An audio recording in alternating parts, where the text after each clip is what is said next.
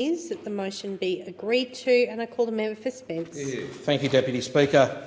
Childcare and early learning is important to Australia to such an extent that I will extend an olive branch and say that I cannot fault the sincerity of the member for Moncrieff, who moved and led the debate on this motion during the last sitting. However, with this motion, all we really have are a list of issues, a complete repudiation of any efforts to address them by the Albanese government without any notable suggestions of their own.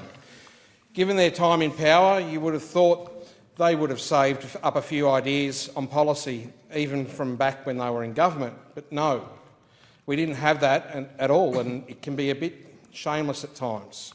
First, you get a shadow minister to go on a grand tour of LNP electorates along with the local member, whilst ensuring there is photographic evidence of meeting with portfolio-relevant stakeholders, then proceed to blame every ill to fall upon them solely upon the Prime Minister and on this government.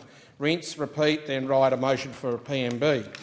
Hoping that no members look twice at their motion and come into this place and call out the hypocrisy, or calling out their threadbare arguments, full of complaints and muted when it comes to solutions, either by accepting any number of them that this government has introduced or, this is a new one, putting up some of their own.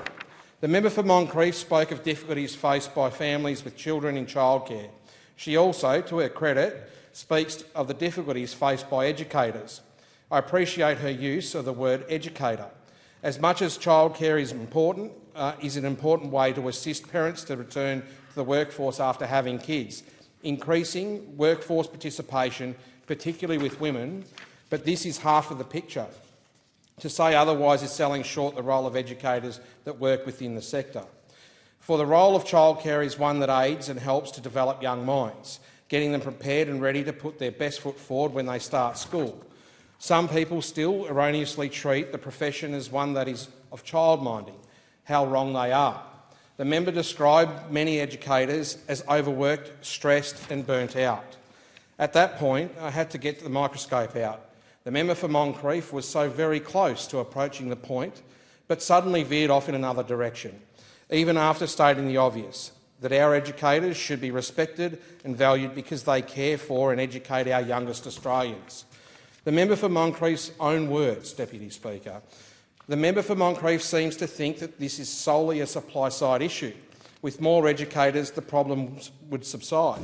Despite this, the member completely dismisses offering incentivised training for those looking to become educators in the sector. Those opposite then dismiss fee-free TAFE and university placements, the reasoning being because there is no guarantee that someone will complete their course and work as an educator in the early childhood education and care sector. Frankly, I'd double down on that and say that there is no guarantee that an educator might stay in the field after a few years on the job. I'm sure all of the solutions for that are lost on the opposition too. This shouldn't be the case. They appear proud at how they have suppressed wage growth during their time in government. And I know that those opposite, even the member for Moncrieff, are certainly against multi-employer bargaining. Though the result of the application for multi-employer bargaining by a number of workers in this sector remains unsettled, we passed the Secure Jobs Better Pay legislation to make this sort of application possible. Can those opposites say the same? On census night, there were 1,340 child carers residing in Spence. That population amounted to being the 9th highest occupation unit group in the whole of Spence at the time. Not all of them would have worked at a childcare centre in Spence, but there's a decent chance many would have at any of the 123 distinct childcare providers within my electorate. Now, I don't profess to have visited every single one. It would be no mean feat to do so, but from the centres I've visited, I know that developing the minds of kids in Spence are in some very safe and capable sets of hands, such as Carly Dix and Lisa Downs and their teams at the Stepping Stones at Anglevale and Blakeview respectively, and of course Rebecca Stiles and the educators that work alongside her at Hillbank Community Childcare Centre.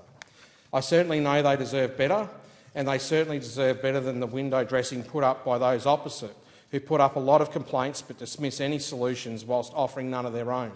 I can't blame those opposites for their consistency over their time in government, but I'd hoped they would finally see why it is vitally important to change their tact and work with us constructively in this space. I won't hold my breath. I thank